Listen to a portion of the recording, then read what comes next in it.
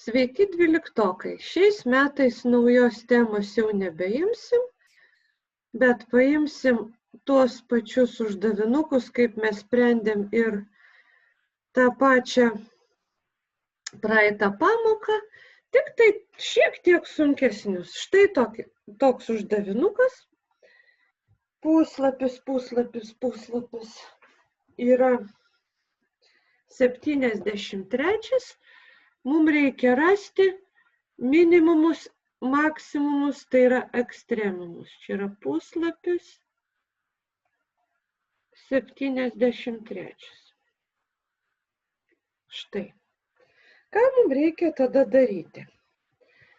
Mes mokėmės jau praeitą pamoką, kad reikia paskaičiuoti išvestinę. Bet kaipgi mes dabar tą skaičiuosim išvestinę? Štai pirmiausia reikia atskliausti.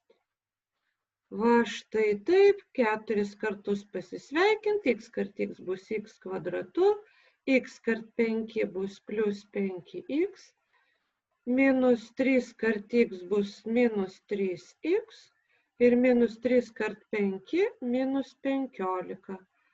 Suskaičiuojam ir iš viso gaunam kiek? X kvadratu plus 2x ir minus 15.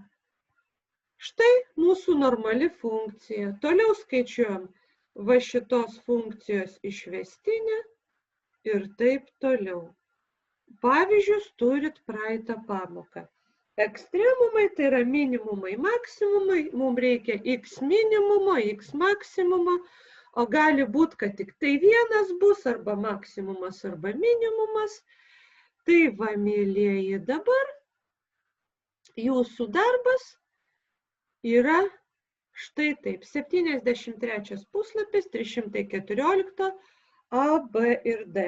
A tai ir buvo kaip tik tas pavyzdėlis, kurį mes pradėjome spręsti, o jūs dabar jį pribaikite ir dar papildomai padarykite B ir D.